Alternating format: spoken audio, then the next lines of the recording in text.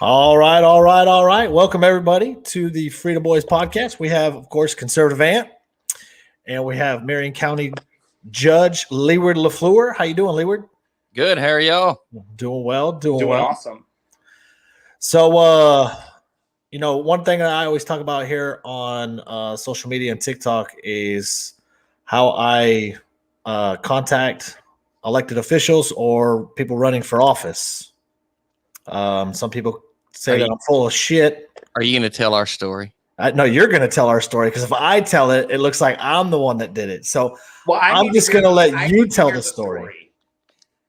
How did we meet and how did that come about? So I was at my 9-to-5 job. I was running for county judge, never been in politics, never ran for office. I was 33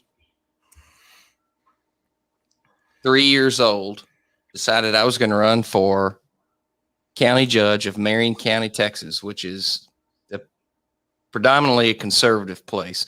Most of all Northeast Texas is the conservative stronghold in Texas. That's what keeps Texas red, by the way. Anyway, so I started putting myself out there on social media, decided, look, I got to, there's a better way of doing this. I've got to be able to talk to the voters face to face without these gimmicks and fancy ads and whatnots. So I put my personal cell phone out there. If anybody has any questions, concerns, comments, thinks I should be doing something different, any words of advice, I want you to call me or text me or email me or stop me at the grocery store, whatever. So I get I think it was a phone call from a guy named Jeff Smith, who had just moved to my beloved Marion County from Dallas way, not necessarily Dallas way. We'll just say it like that. So in the back of my head, I'm like, oh man, there's no telling where this is going to go. We got this guy from the Metroplex, as they call it, and he wants to talk to me about me running for county judge. So anyway, we missed each other a couple of times. He called, I called him. He called me back. We played phone tag for a little while. Finally, we hooked up with each other. I texted him. I was like, obviously, we can't talk on the phone. So I said, what you got? He said, man, I sure would like to sit down and talk to you. Backstory of that is I'm in a 3-way race with a very nice lady who I consult to this day named Kim Smith, who was a nurse who, like me, just, wanted to serve her community, wanted to make it a better place. And I also ran against a lawyer from Dallas. We'll just keep it at that. A lawyer from Dallas. So Jeff said, hey, look, dude, I just want to sit down with you and talk with you and kind of fill you out on who you are and what you're about and, kind of get a feel for you. So I went to his house and I sat down with him and his wife. And what was at my feet? Your dog? I don't remember. The Rottweiler. I think it was the Rottweiler. Don't lie. You know it was a little Chihuahua. With a tutu on. Yeah, exactly. So the reason I say that I didn't remember it at his feet, the only thing I remember about it is when he opened the gate, this thing was like at my truck going, So I'm there with his wife and his 3 boys, and I'm sitting in these people's living room whom I've never met in my life, and I've never ran for office, and he's got me on the grill. We're rattling off things, and he's asking me questions, and now I gotta ask. I gotta stop you for 1 second. Okay. Did Tex stump you at all when he was asking you these questions? I mean, he was rattling them off. Like, were there some times where you were just like, damn, I don't know how to answer that. Well, there were a few because I'd never ran for office. I didn't really know the scope or the function of what I was getting myself into fully. Okay, that's fair. And I'll say this: with any elected office, I don't care if you're a chief justice for the Supreme Court of the United States or you're a milkman in a community. You don't know what you're getting yourself into until you're there. Yeah. So that goes from the president down to a city councilman. Mhm. You don't really know what the scope of what you're getting yourself into is until you walk in the door and you actually start performing in that function. And that's what I've said. Like even when we had Chad Prather on here, and I it was advertising for Chad Prather to be on here, I told everybody, he may not know all the answers, and that's fine. It's totally fine because you don't know until you're in the office. Well, and I've been doing this. It'll be 3 years next month, and I still don't know everything about it. I do got to re-interview you, by the way. Well, I think that I think that's a good thing though, because there's a lot of, and look, I'm wearing a shirt right now. I felt was kind of fitting for this. My buddy Adam Calhoun, who's been a political public influencer for probably 10 years. Mm-hmm. He's also a record label artist and all kinds of stuff. But people in the country are so fed up, determined, motivated to run for some type of office, some type of public office, whether it be in their town or for the country. And I think it's great. And that's why, it's Adam Calhoun 24. He just announced that he's running for president. I think it's great. I want to see more people running for public office that might. The more the merrier. The more the merrier. Yeah, that might not have before. We need to look at all different types of thought process and policies. And I think it's healthy for the country. Well, if you go to a buffet and all they have on that buffet is just mashed potatoes, you're never going back to the buffet. Not that one. Well, right. That's why for me, like I've been preaching on like just electing normal people because, the major pushback is I get like, especially on like a Chad Prather's and I guess even Donald Trump at the time in 2016 was, well, he doesn't have any experience. Well, hate to break it to you, but where's experience gotten us? Yeah.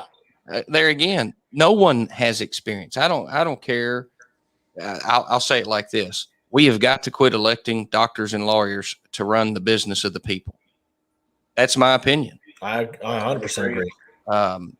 Not that they're bad people, but they have a certain profession that they're really good in, that they glorify themselves. Why would somebody want? I'll give you an example. The Texas House and the Texas Senate. Why would we want all of those people to be attorneys? They make laws that they make money off of. Yeah. We need more farmers, ranchers, timbermen, grocery store clerks, waitresses, people that actually have to live in this country like we do. Yeah, absolutely. And I think that's kind of where our country is falling off. Back in the 17 and 1800s, I'll give you an example. John Quincy Adams. He was a farmer. He went to Washington when they were in session. They didn't stay in session 365 days a year. They went and worked for 3 months and they went home. Yeah. And they faced the people that they made the laws for. Yeah. And work their job. Because that's what it was designed for, is that you had to, that's why session is where it's at, is so that they can have the summertime to tend to their crops and their farms. Well, and that's why I'm so proud of Texas. We don't have a full-time legislature. Right. They are only in session for 100 and some odd days every other year. And we're one of the last states to do that, but that's how it should be. And they're not making a killing while they're down. $7,600, $7,200. I think they make like $280 a day in while they're in session. Yeah. They're only making $7,000 a year as a state legislature. That's not their full-time job. Right. Leward, what I did with you on interviewing, I also did with our county sheriff, and I've also done in the Metroplex when I was living in Dallas. And I think one thing people need to start realizing is that we've got to start sitting down and having these conversations with these politicians, because with you, I invited your Republican guy out. I couldn't ever get a hold of him, the guy that was running against you. And I invited the Democrat one out. I couldn't get either one of them out. So to me, how can I vote for you if I can't even interview you? Well, I can't get a job if I don't get an interview. Sure. And that goes, and you and I have spoken at length about this since I've taken office. I work for the people. I don't work for me. And Jeff and I kind of got in a heated argument, not heated argument, but we had a little bit of indifference on this. I don't care if you're the governor of Texas, the governor of Florida, the president of the United States, a senator for the state of Texas, a House representative for Florida or Wisconsin or California. If I can't have a one-on-one dialogue with you, I'm worthless. I don't care how busy you are. You work for the people. And I do get it. These guys, let's say Ted Cruz.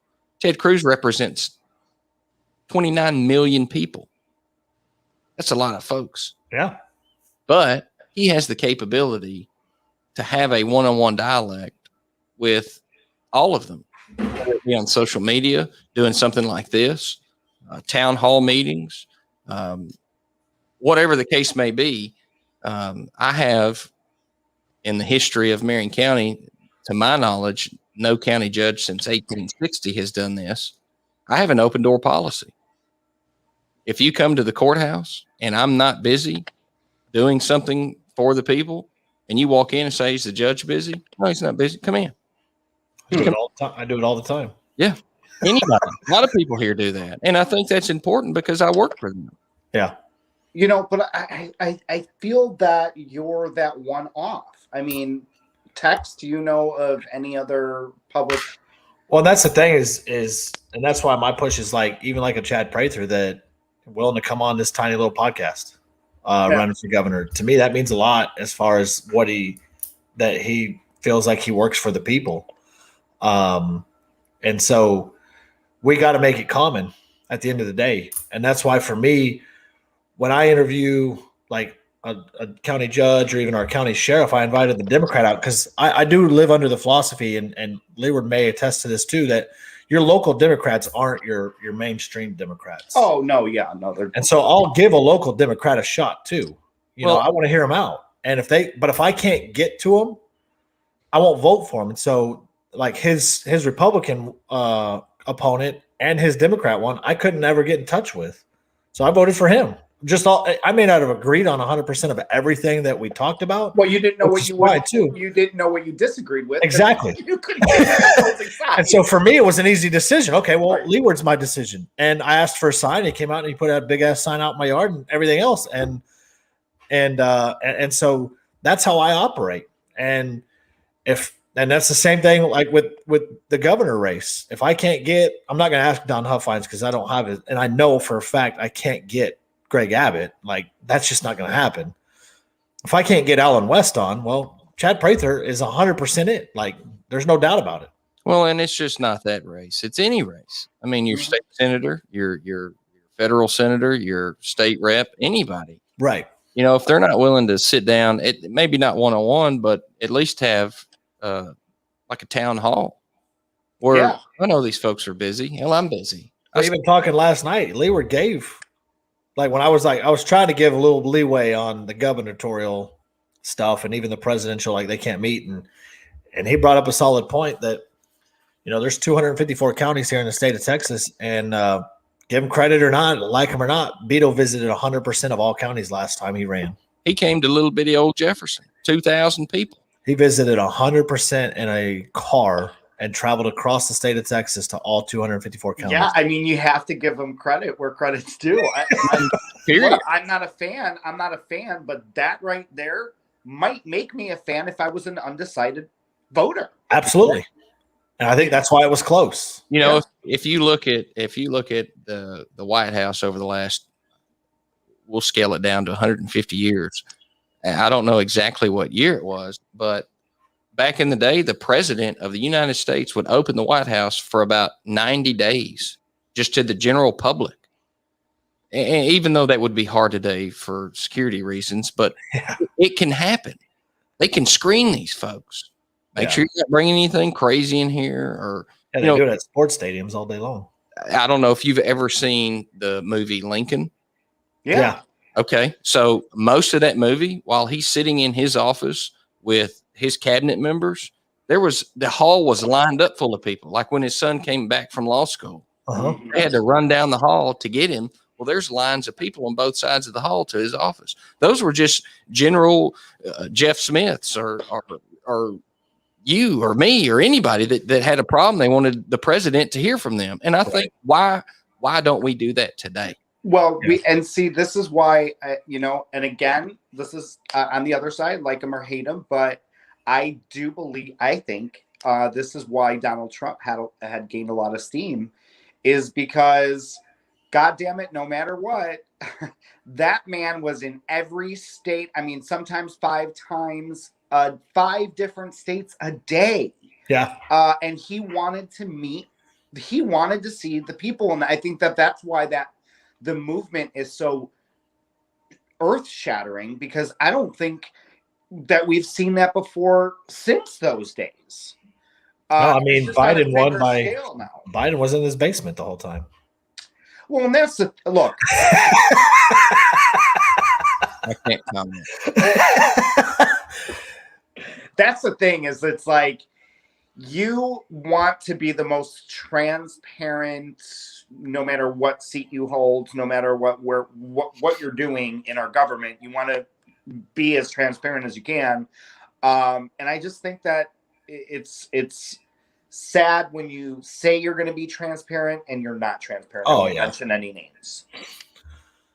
So, Leward, will you kind of tell, like, just for those that may not know, what exactly the job function of a county judge, specifically in the state of Texas, is and does? And well, one huge function that a county judge in Texas is they are basically the face of a county. So what a lot of people don't realize, and it may not have shown over the last 12 to 14 months during the COVID pandemic, a county judge is in every county in Texas is the de facto emergency management director for their county.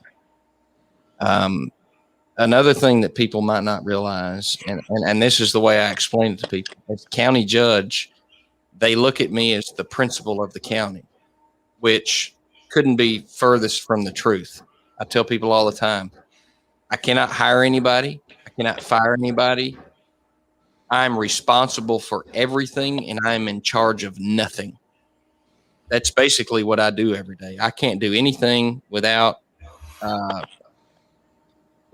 the okay of the commissioner's court. So every county in Texas has 4 county commissioners and a county judge. So those 5 individuals make up the commissioner's court of that county. I can't do anything solo. I can order a disaster declaration for 7 days, and then the commissioner's court has to decide whether it's that big of a deal to keep it in motion, or they can kill it. And I think our forefathers in Texas were far, far beyond anything that we could imagine today in their wisdom. So one thing that I do is I hold a criminal court docket for Class A and B misdemeanors. I actually preside over those hearings. I tend to a probate docket. So if someone dies with a will, they bring that to me to have it entered into probate to where they can maneuver and take care of the business of the deceased. I also hold a guardianship docket. So Jeff, one day when you absolutely leave the rails, one of your boys is going to come to my office and say, "Hey, look, Dad's lost it. We need to make a guardianship over him so I can take care of his business because he's just completely lost his mind." You got a coffee refill? Yeah, I saw that.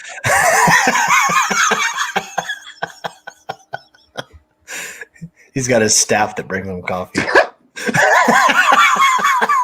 That must be nice. That's how you know you're Hollywood. That's how you know you're a gay conservative.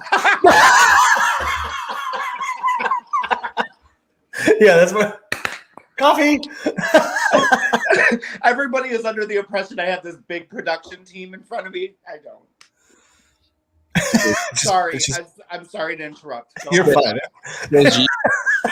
Says you. But as far as county judges' duties vary from county to county. Obviously, you have some larger counties that they have no judicial duties. Even to the south of us is Harrison County. Their county judge has one judicial function, and he oversees mental health, which I do as well. But he's got county court at law judges that are actually attorneys. I'm not an attorney. So that's the beauty of being a county judge in Texas. Our forefathers knew that if they boxed in that position, that wouldn't be good for the people. So I'm a funeral director and embalmer by trade. That's what I went to school for. And that's what I did in my private life before I became a public servant. Wow. And then that goes to show you that anybody can get into public service, and the people are going to grade you on your job. You know, I've got a primary coming up that I may or may not announce for in the next 6 months that I'm running for reelection. Let's just go ahead and break the news tonight. Oh, I can't do that. I tell you what, when I get ready to do that, I will do it on this show. All right. I love to hear that. I love breaking news on this. So and we can have boots on the ground. That's right. Anybody in any county in this state can run a judge. Anybody. Yeah. And I think that's a great thing. Which goes back to, I know, like, people hear judge and they automatically think law and lawyer, and so they don't understand that, like, the county judge is different than even a district judge. Sure. You know, a district judge can put somebody to death. I can't do something like that. Right. And that district judge has to be a lawyer. Yes. And, you know, any JP in the state of Texas, or probably any state around, doesn't have to be a lawyer, but they preside over a criminal court docket, just like I do. But, you know, and that's what I told a lot of people when I was running. It's like, you don't have to be a lawyer. And I'll say this, and it may or may not be true. It's true here. Because I'm not a lawyer, I work harder.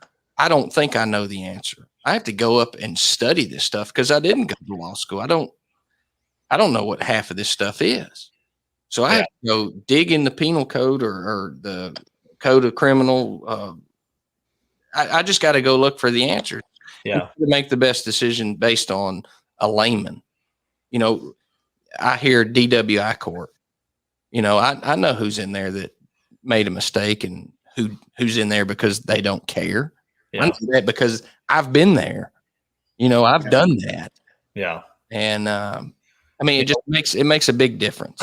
One of the things I was telling Ant was that politic-wise, you have to run on a party ticket, but you can't endorse any candidate, period. Like, even if they're the primary winner. So, like, you can't attend a Trump rally, but you can attend a GOP event that Trump just happens to be speaking at. Exactly. So this is one thing that I'm disappointed in our state over. They make me, as a judicial candidate, pick a party. In my opinion, no judge should have to pick a party because we're supposed to be impartial. Right. Regardless of what we believe in or how we conduct ourselves on a daily basis. I'm going to roll into something different when I make my point. You know, I have right here in front of me, and I'm going to show it to you. I brought it. You probably can't read it, but is that only for the state of Texas that they require that, or is that all states? Yeah. As far as I'm concerned, it's probably just in Texas. Okay. And there may be others. I don't know. I wouldn't call myself a subject matter expert in Texas politics because I don't think they're on this earth anymore. But in Texas, I know that any judicial candidate from our Supreme Court Chief Justice to any justice of the peace in Texas has to pick a political party. Okay. But I have a 13-page document with me that is called the Texas Code of Judicial Conduct. And it tells me what I can and cannot do in my public life and my private life. What? It tells me that I can't get on this podcast and say, I think Greg Abbott's a great governor and I'm going to reelect him. It's against the law. And again, full disclosure, That was an example. That was not me saying that and meaning that. I can't get on here and say, I think Chad Prather's the guy. That's who we need to get behind. Yeah. Because they will strip me of my office for saying such. But and you're not saying that. Just no. Just full disclosure, I'm just giving examples of what I can and cannot do. Yeah. And there's 13 pages of this. These are referred to as canons. And also in your personal life? Also in my personal life. Yeah, so like he can't donate to a political candidate at all. His wife can. Okay, so politically in your personal life. Right. I can't be political, but I have to pick a party. But how does that make any sense? So you're registered as a certain party, but you cannot back a specific candidate. Is that right? So like if Chad Prather were to win the primary, he can't back Chad Prather at all. Even though Chad Prather is the only Republican candidate, he can't back him. So he can't attend any Chad Prather events. He can't attend anything with the only time he can unless attend, there's other it has to be a GOP function. So right. to give you an example, if the Marion County GOP held a fundraiser for Chad, I could attend that, but I could not give. I could be there, but I could not give. And I understand, But his wife can, even though they share a bank account. She can give a lot.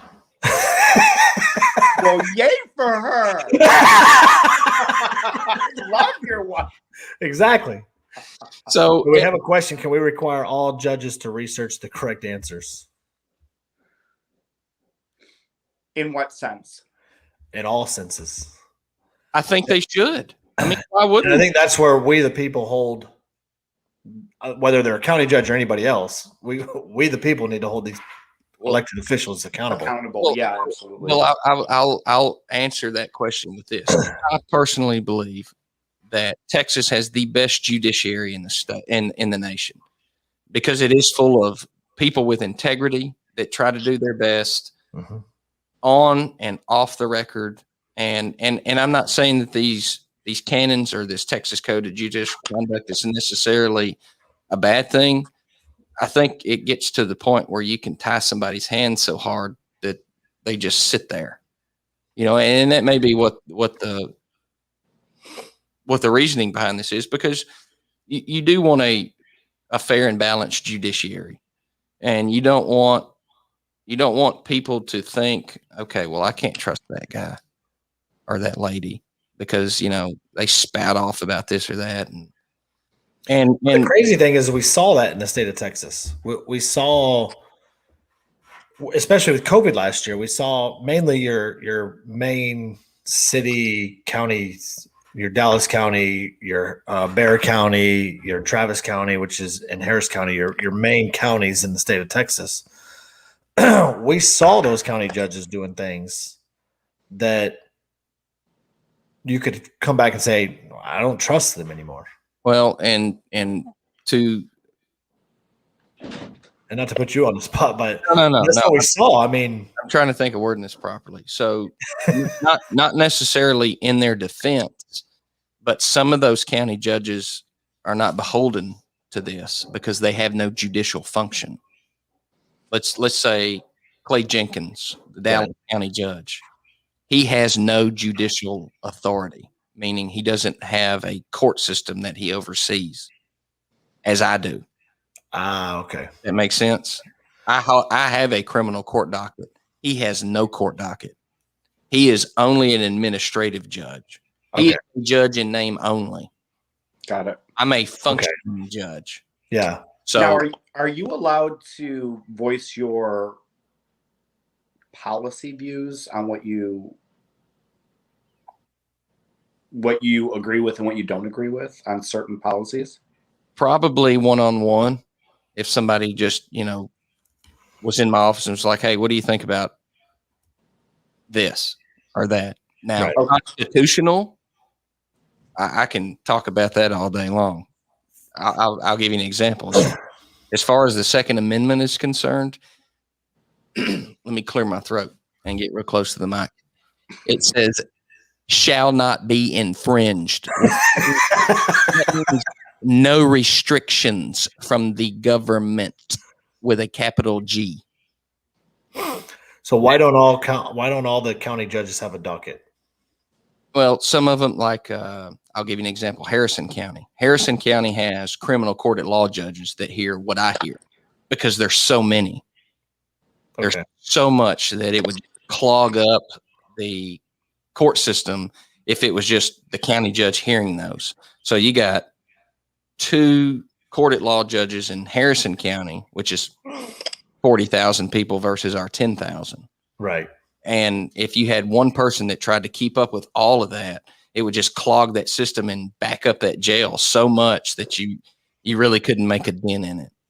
So are all judges voted into their position at the state and federal level? I know at the federal level they're not. They're appointed. So every judge in the state of Texas is elected, even if they are appointed once. So I'll give you an example. Justice Guzman, who resigned from the Supreme Court of Texas to run for Attorney General, Eva Guzman. Well, Greg Abbott was voted in as a Texas Supreme Court judge at one point. So, right. So she was appointed by Rick Perry, but then in the next primary, she was put on a ballot and has ran every election since. Was that because Greg Abbott vacated it for the Attorney General, and that's why it was appointed? Yes. The only time that a governor gets to appoint a judge is when the office is vacated. Okay. For whatever reason, whether it be death or, maybe they just want to resign or they're running for another office, which brings me to the point of this. So in the great state of Texas, our legislature has tried to put a chokehold on local government so hard that if I were to come on here today, again, this is an example. I'm not doing this. I don't want to do it. I have no desire to do this. But if I say the words publicly, I'm running for state representative for my district, I automatically forfeit my office. Automatically. Because they don't want them. They don't want local government folks running against state folks. But a state representative can say, I'm running for the United States Congress, and he does not, or she does not have to vacate her office. God. No idea. Don't you love politics, bro? Hey, I'm in it to win it, baby. That's what I'm here for. It's just,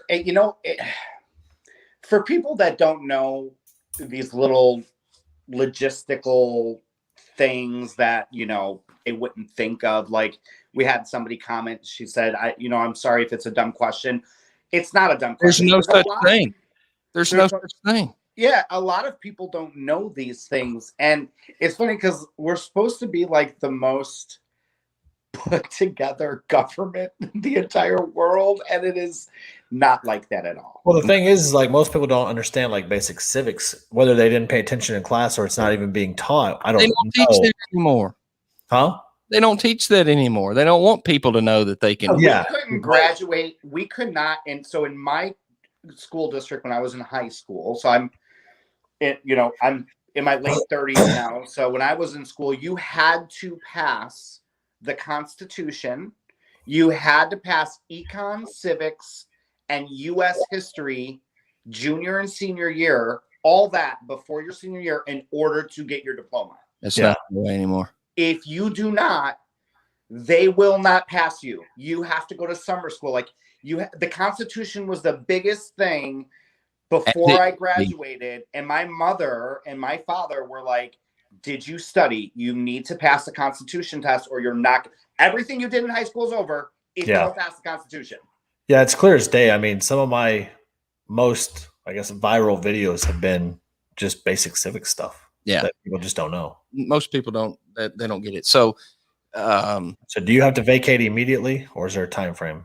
So if I announce that I'm running for a different office, any office, let's say I didn't want to be county judge anymore and I wanted to run for mayor, I would have to vacate immediately, with the exception of from the day of the election back up 180 days. So if I announce on the 179th day before that election date, I would not have to vacate.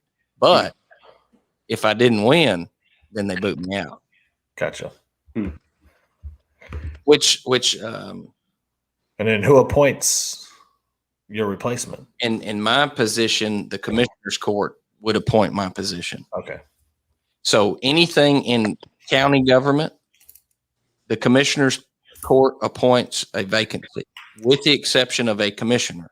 If a commissioner vacates, I have that appointment myself. So I think back to civics a little bit too. If we go back, like if we haven't learned anything just from COVID alone on basic civics, is the president had the least amount of power. End of story.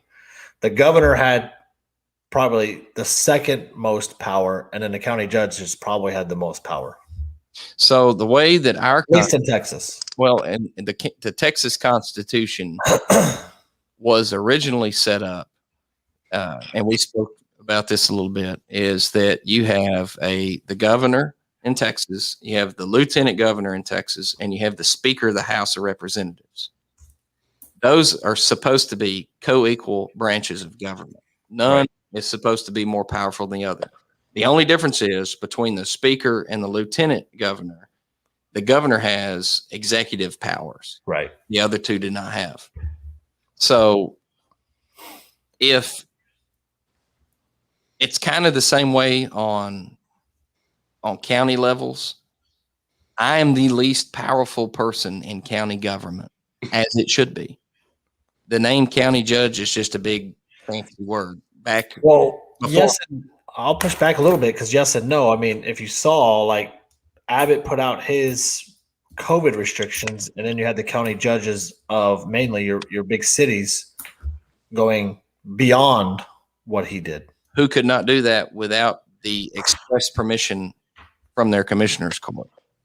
Well, again, you saw the commissioner's court restricting and revoking some of those powers. Right. Like in Dallas, they did. Right. And they had those powers until they were restricted, it sounds like. Well, the governor, they made executive orders, therefore, to surpass those.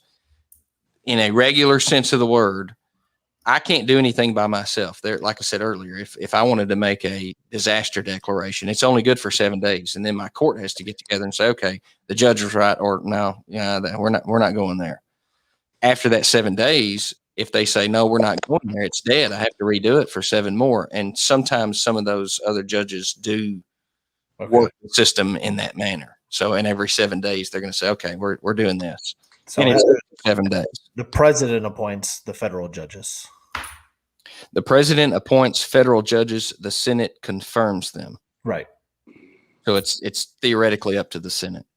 Right. I mean, they put them up, but you're right. And so, yeah, so did a lot of those powers, because I didn't see and I didn't pay that much close attention because I can't stand Dallas, but I just use Dallas County just because it's the closest county to us, and their county judge, in my opinion, and you don't have to answer this, is probably one of the most crazy ones. Did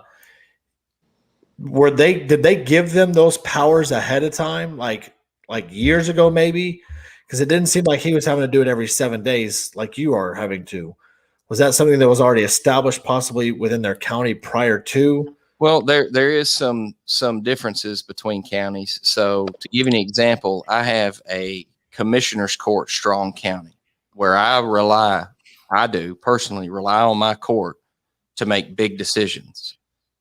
They rely on my guidance on which direction we should go in, but ultimately I put that on them because that's why they were elected.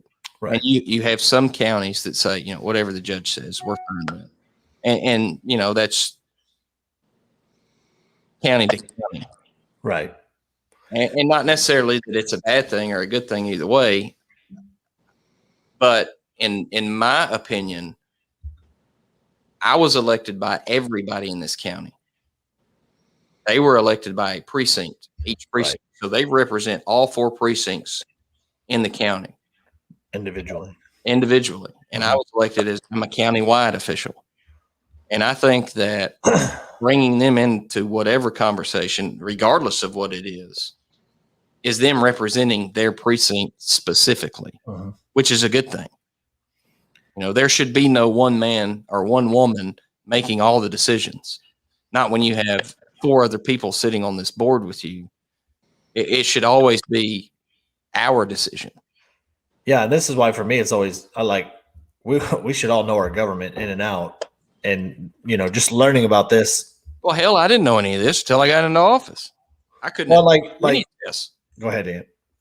No, do you think that and just like you said, you should know your government inside and out, like the boots on the ground, grassroots America, going in and meeting people, like how you have.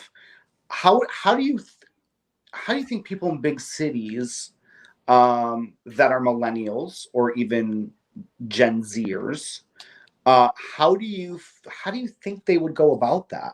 Say Chicago with all of your different precincts, or LA County, or New York. Where do those people start? Because I know in a small town, you might have that connection. You might be able to, talk to like how we're talking now, but what happens when you get to Chicago or an inner city? Then what? So in my opinion, and this is just my opinion, if I were to live in Chicago, we'll just use that as an example, or let's use Dallas, because I know a little bit more about Dallas. So you should most definitely start at the bottom rung. So in Dallas County, I would assume their commissioners have different people that work for them. Let's call them deputy commissioners. And each one of those deputy commissioners is probably over some sort of a neighborhood or a precinct within the precinct. Right. You get that guy and you're like, hey, I need to talk to the commissioner. I just want to talk to him or her or whoever, whatever they are. And say, I want to have a conversation with them. Non-binary. No, not at all. That's true. And that's what I did when I lived back in Dallas, is the county commissioner of Collin County, Chris Hill, which I'm friends with, but he started out as the road commissioner. And so when he was running, I called him up. And that's a big county. And I said, hey, I'd like to sit down and have a talk with you, just like I did with Leward. We met at a coffee shop. We sat down. We had a talk. My big complaint was it was the fact that we got too many tollways. And so then he explained and he broke down like how the toll roads work and all that stuff. Helped you understand it. Yeah. Yeah. And he explained like he can't promise anything because it's a 99-year lease. But so going back, so same thing in the state of Illinois. Chicago toll roads were meant to be temporary for road work. And a lot of that's Rick Perry, our former governor, that did a lot of that stuff. Yeah, in the 1950s, Illinois, and now there's toll roads all over Illinois, never went away. The point is, if I wanted to find somebody to go and meet in a coffee shop and talk about the toll roads, Illinois would be like, who? I don't have time for that, dude. Well, I think on your local level, though, when No. they're first running for office, I think you'll get that. I think you'll get a better response because like a Chad Prather. Yeah. For governor, you just think about governor and just being able to contact him and call him and say, hey, like you on our podcast, and he showed up. Yeah. And I think like when you get especially a first time elected one guy wanting to get, they're a little bit more gun ho. They're, like Leward was. And He is. He better still be. Yeah. Because I got to re-interview him here in a couple months. But I think because that was the biggest success I had was the guy, because at the time when you're starting at low level, they're not career. Yeah. So they're wanting to get reelected. They're wanting to make change. They're more gung-ho about it. Now, if you go to Dallas County, you're trying to get a hold of a John Wiley Price that's an established county commissioner that's been there forever and he's not going to meet with anybody. Yeah. He's got no fear of reelection. And so I think that's the key to all this is finding out who the right one is and then advocating for that guy or girl once you find them of who you're voting for. And that's where the grassroots comes into play. What I was going to say with that's where our system is eroded. Our politicians are not beholden to the people. Right. And 100%. the reason they're not beholden to the people is because the people don't behold them. Period. And that's what I've been saying for a long time. I mean, we got to, at the end of the day, as we the people, we got to realize the power we have, and we have to start taking that power back from the politicians. Because, whether Leward will agree with this or not, at the end of the day, like, power and instinctively within human beings, we take advantage of that power. If Leward knew, and I'm not saying that he'll go there now, but 10 years from now, if he knew he was safe, he could run a ruckus. He may or may not, but he could run a ruckus with whatever he wanted to, which is what politicians do. When they have the fear of being reelected, like Greg Abbott does now, look, all of a sudden he jumps in line, and all of a sudden he's a conservative all over again. He's a Republican all over again. But when he doesn't have the fear of reelection, he can do whatever he wants, and he's done it for years. And this is any politician, not just Greg Abbott. And that's where we the people really got to take this back. And DeSantis was just in the news for this very thing. You have to the state of Florida also have to remember, DeSantis is a politician. Yeah, he might be for the people. He might be doing great things for the state of Florida. He might have handled COVID vaccine rollouts really, really well. But there's always something that you need to keep your eye on, because they will flip-flop when they feel like their job may be in jeopardy, or they may be losing a handle on something. They might flip on it. And places like Texas and Florida, they've been in a state of lax because they didn't really have the restrictions that like most of the country had. So a lot of people, and this is coming from somebody who went from a lockdown state of Illinois and moved to beautiful Southwest Florida. And I came down here and I'm like, God, Floridians don't even care. I mean, we've seen it in turnouts for events that we've held. In Texas too, yeah. Red states really don't have turnouts for, rallies or anything like that, because they're like, we're good. Like, we don't have to wear a mask. Okay, well, how long is DeSantis going to be your governor for?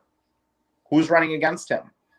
Who's the next guy in line? Like, and taking a step further, and he's never even announced he's rerunning. He's never even announced he's rerunning. I mean, but you have strong Democrat candidates running in the state of Florida, and nobody has any idea. So some of us do. So I'll take it a step further with that. The Constitution in this state was written for the people to hold the power. So the power should come from the people through their local government to Austin to make decisions. Over the course of the last 8 years, the state legislature, the Senate, and the House have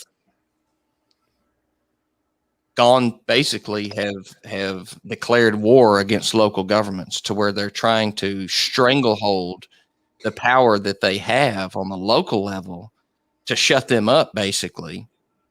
I'll give you an example. There is a bill, I can't think of the name of it or the number of it off the top of my head. And I'll tell you the name of it, and you're going to be like, man, that sounds amazing. I'm going to vote for that. So this last legislative cycle, there was a bill that was voted on in a amendment election by Republicans and won a 98% support for, called "We're going to ban taxpayer-funded lobbying." What? What does that mean? On local levels. So basically, they're out saying that my commissioner's court is hiring a lobbyist to go to Austin to fight against what the taxpayers want. But it's the facade of it. We're going to ban taxpayer-funded lobbying. We don't hire any lobbyists. But if you dig into this bill, every county in Texas is a member of the Texas Association of Counties, who has a group of lobbyists that work for that organization to better local governments so that they can serve their constituents. Right. Well, they turned this into this big thing that it was not. But on the other hand, just last year, the Texas Department of State Health Services, you guys ready for this? Spent $30 million of my taxpayer money lobbying the federal government Department of Health. 30 million. That's a lot of money. So it's kind of the whole sense that we've listened to this last year. Do as I say, not as I do. Yeah. Which rolls into the, if I say theoretically that I'm going to run for state representative, I vacate my office immediately. They don't want to hear from the people anymore. It's just like what Jeff was saying. They want to be able to sit there and say, okay, we have a conservative House, we have a conservative Senate, we have a conservative Supreme Court, we have a conservative Court of Appeals, and we have a conservative governor. We're just going to keep rocking this ship. We're doing great. The economy of Texas has been on the top nonstop for years. But what happens when the shoe gets put on the other foot? Because eventually it'll happen. I don't think it'll happen for a while, but it will happen. Oh, yeah.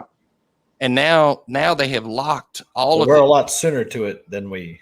Absolutely. Now we're locked. We've locked all these local governments from being able to prosper and do things that we know are good things for our constituents, because they want to have this huge power grab in Austin and control everything. Nothing in my life would be easier for me to take my 78-page budget that I work the county off of every year and send it to Austin and say, here, you guys figure it out and just send me a check and we'll make it work. But that's not what the Constitution called for. The Constitution wanted the people to hold that power. Yeah. You got a lot better chance of getting me out of office than you do the governor or a state representative or a state senator, or walking into my office saying, listen here, dude, this ain't right. And this is what we want. And I've got a petition right here with 6,000 signatures on it. You know what I'm going to do? Yes, sir. Hand me that, please. You send that to, I'm not trying to pick on anybody. You send that to a state representative, a senator, the governor, the president, a federal senator, or a member of Congress. They won't even open that envelope. And we got to take the power back to the people. That's where it comes from. So what do they need that kind of money for that you were talking about, and what exactly are they using it for? Well, they're lobbying to try to get our fair share from the federal budget, which I don't blame them for. We ought to be spending $40 million. But don't do that and then tell local governments that you can't lobby Austin to get our fair share. So I'll give an example. Let's say I needed a bridge on the east end of town. And the only way to get said bridge, let's say this said bridge is on a state highway, is for me to hire a lobbyist to go down there and fight for Marion County through TxDOT to get this bridge.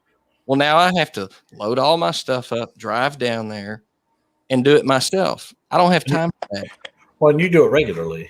But I do that regularly. Yeah. I do go to Austin quite a bit just because I want to be in front of these folks. Now give an example on this, because I know like this is something that like our little tiny county, like we're not a very large county in the state of Texas, and don't generate a whole lot of money compared to larger counties. And then they do the unfunded state mandates. So what I have now referred to an unfunded mandate is a state-sponsored property rate increase. So the state of Texas makes laws that we all have to abide over. So I'll give you an example. My last budget, which is about, we'll just say $6 million. My last budget cycle, we spent over $350,000 on things that the state of Texas said, you must do these things, but we're not going to fund them. Taxpayers are going to fund them. There's so many I couldn't even begin to tell you. Indigent defense. So if somebody gets thrown in jail, they don't have the money for an attorney. Our Constitution says that we have to provide one. I'm all for that. It's fine and well and dandy. The state gives us like 12% of that money, and the property taxpayer comes up with the rest.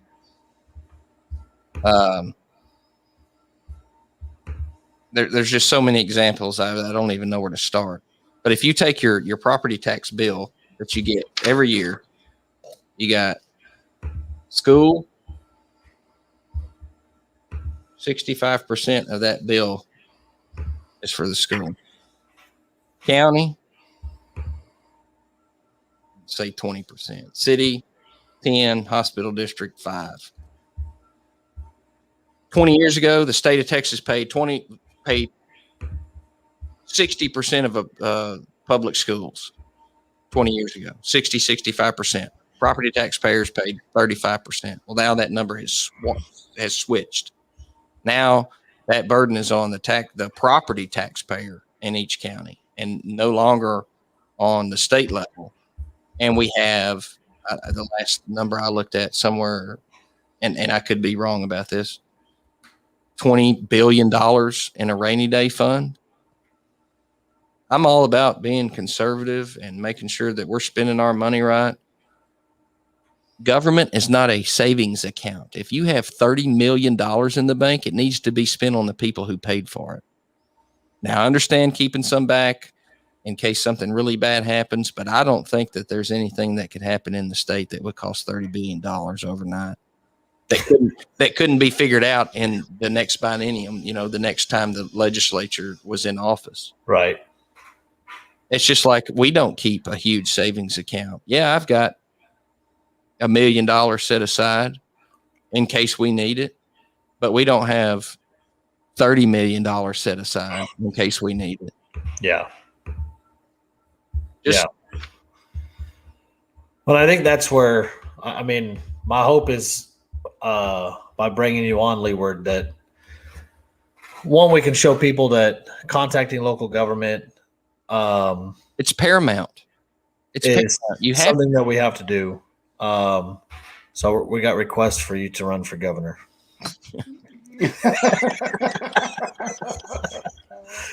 No way. No, but I'll work on them, Heather. You know what though? But I think that the point that was that Heather that said that. Yeah. I think the point here is you look at guys like Leward, guys like Tex, my friend Adam, to the small time voices like me or Kit Kat, or even any public influencer or social media influencer. The voice,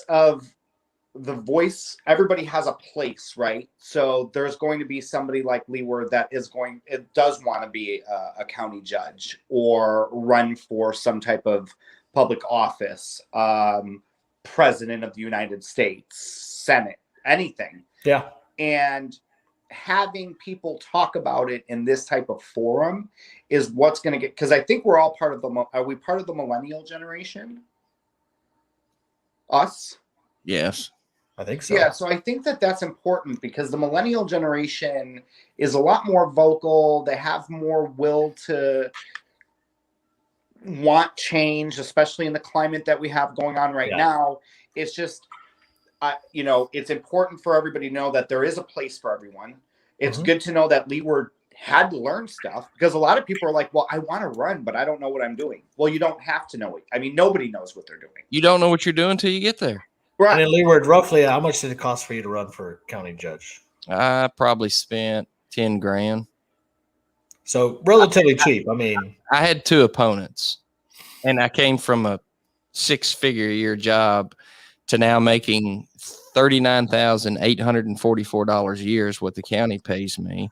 But luckily, in my private life, I made money that I could do this, and my wife makes great money. But it is a sacrifice. It's a huge sacrifice, and it's one that I was willing to make to make sure that my children knew what Marion County was, or that it was here, and it wasn't. I'll give you this isn't solely on me, but I've tried to really hard with my commissioners to maintain this. About 10% of all 254 counties in Texas are debt free. Marion County has 0 debt. Not a penny do we owe anyone. And that's being conservative. Now, with the exception of, let's say, something comes up and we need to build something. Well, we don't have the money in the bank to pay for that, and we have to go out for a bond, which we kind of hit on this earlier, and I wanted to kind of say something about it, the toll roads deal. Mhm. So if a municipality, meaning a city or a county, puts out a bond election, says, look, we're going to raise the property tax up to here, this excess is going to be to pay for this bond. 9 times out of 10, when they get finished paying that bond back, they don't lower that down. Right. They put all that money that they're still making in a savings account. They don't give it back to the people. And that's wrong, in my opinion. Now, each county's different, and I'm just speaking for Marion County. Sure. But there is no way that would happen as long as I was county judge. And they may vote me out, and the commissioners may whip me outside the courtroom, but I would stand on top of the courthouse saying this is not right. And I understand toll roads, especially in Texas.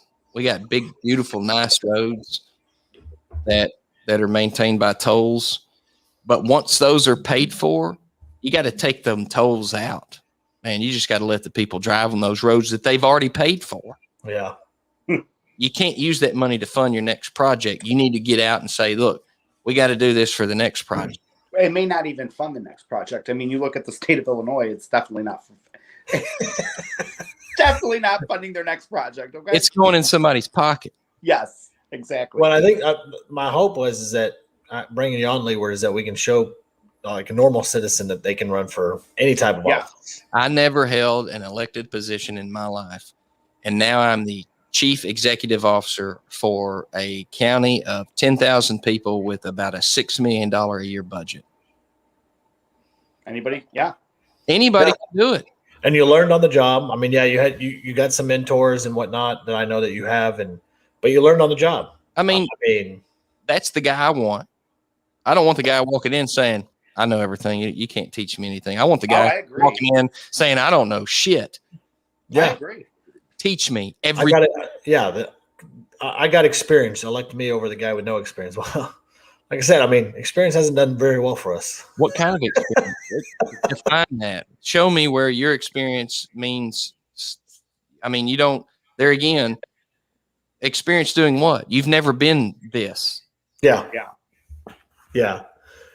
So, hey, you got any further questions? No, I really appreciate you coming on. You taught me some things today. From somebody who aspires to run for a public office down here in South Florida. Thank you. Sounds like you're announcing a campaign. Yeah. What are you running for, brother? Not yet. Text. I convinced Barbie. Now it's your turn. Come on now. If I could endorse you, I probably would. Oh, thank you. I have to live in the state of Florida for 2 years before I can run for. And you know what? Even school board? No, but I don't have kids. So I'm passionate about telling people that if they have kids in the school system, they need to make sure that their voices are heard and get these people that have no kids and no business sitting in those seats out.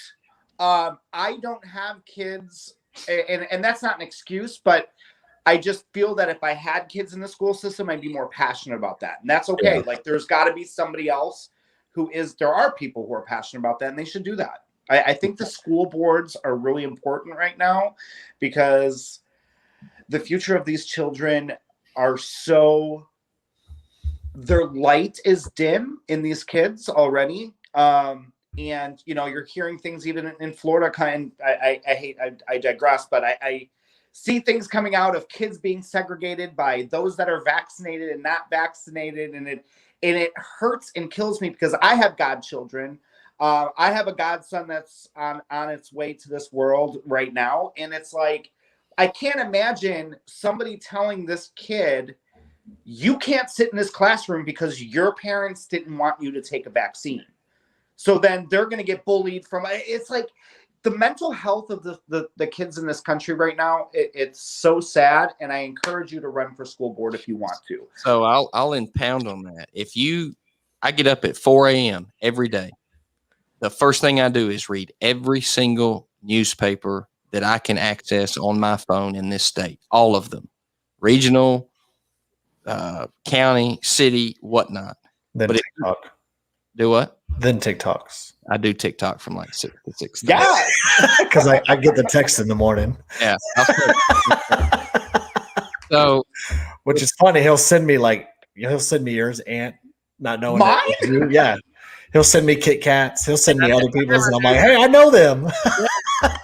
so if you will notice, and I do that just statewide, and then I read, some national news. But if you read any national news, and I don't care if you're from California, from coast to coast, from north to south, people are waking up about these school boards. Yes. They are taking action as they should. And I think there's some embers burning on that lower level that are going to end up springing all the way to the top, and I think that's a great thing. But I completely agree. Yeah, and I think that away from the school thing and mask mandates in schools, I think that even more so after seeing some of the numbers of the amount of and this is not to go into vaccines or anything, but the amount of Americans that are vaccinated, it's just under 50%. So it really goes to show how divided and unsure the country is. And I think it's over 65% of I think it's almost 70% of Americans do not agree with the CRT curriculum. And so you're right. There's a lot of people. And then after the CDC released what they released today, here's my thing. The government is not guiding Americans, the most transparent presidency. They're not holding what they say in a high standard, and they're blatantly flip-flopping on things, as opposed to coming out and saying, look, here's the data. This is going to help you. I encourage you to get this done. It's here for you. And then you get wear mask mandate here, mask mandate there. It's all become political. And so Americans are like, wait, I see what's happening here. Got me. And it's just not working. And then after today, it's so many more people are coming out. So it goes from local to federal to every branch of the government. People are waking up, and I think it's refreshing, personally. I would agree. So thank you, Leward, for all that you do. I appreciate that. You're welcome. All right. Well, with that, Leward, you got anything to send us off with that you'd like to say, either about Marion County or just encouragement to others? Well, we'll revert back to what we said initially. Every single constitution in this country was founded by people who knew that government was not the answer to any question, and that the people needed the power. And 9 times out of 10, that power, the only thing between the power of the government and the power of the people is the judge. And the judiciary in Texas is extraordinary. I don't care what party they belong to. I don't care where they live. You very rarely hear of politics in the judiciary in Texas. And I think it's a really refreshing thing. Because like I said earlier about the power grab in Austin, the shoe will always go by the foot. And there will always be a black robe between the government and the people. And right. we really need to adhere to that, because there's not one judge between that government and those people. There's a system of them. And I think our forefathers in every state and our nation knew what was on the line, and freedom is it's the most precious thing that we could ever hope for in a world. If you don't believe me, look at Cuba. I have another Cuban rally that I'll be attending, and yeah, it's truly sad. Even Venezuela, I spoke about this a couple weeks ago, or last week when I was on the ground and doing the Cuban rally on the ground. Coming from first generation Italian parents that came here, the reason why they came here was because we have such a great country to live in, and the land of opportunity. And that light is dim now. I really hope that people see that. I really do. Too. All right, Leward. Well, hey, I appreciate you guys. I want to give a very small shout out. Absolutely. To the East Texas Podcast Studios. I am sitting in a podcast studio in downtown Jefferson, Texas. There are 2,000 people that live here, and I'm in a podcast studio right across the street from the beautiful Marion County Courthouse. And it's pretty cool. I called the guy that owned this and said, hey, look, I got invited on a podcast. I don't know what the hell that means. I need help. He said, man, I've got you. So we ran some tests last night with Jeff, and we got this guy on FaceTime, and he walked me through. This is great. I love this. You look super ready to be a radio show. I mean, I bought it. I would have thought that was your studio. Look, and he's married. This you guys are wild. Hey, I will tell you this. We have conservative gays in Marion County, even in Northeast Texas, They're everywhere. Yeah. I may not be able to point my finger at them, but you probably can. I can, and I'll tell you what. No, you there's can't. A lot of gay conservatives that you don't even know is gay. No doubt. Neither does Ann. I pointed one out, and he never knew it. All right. With that said, we'll go ahead and end this before we get ourselves in trouble. Thank you. Right. Well, hey, when I get ready to announce, I want to do it on this program. Okay. We'll make sure you're on. You better be in that studio. Oh hell no. I'd have to drive to Shreveport or Dallas. Well, tomorrow we have Monty on, the American Proud Movement Start creator. So we will have him on tomorrow night, 8 p.m. Central Time. Other than that, we will see you guys tomorrow, and do appreciate you, Leward. Let me do Thanks, one thing. Leward. Let me do one thing before we get off. Oh boy. I got to write it down. I want to give people my email address.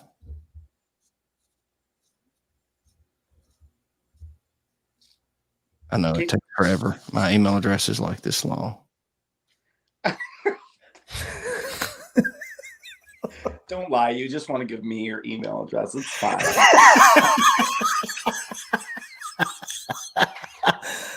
I'll forward your contact information to him. Hold on. I got to find the camera. Oh, we're doing it like that? Yeah. Cool.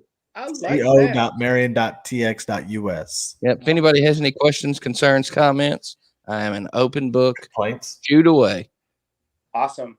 Well, we will see you guys tomorrow night, 8 p.m. Central Time, back here on the YouTubes. All right, gentlemen. Thanks.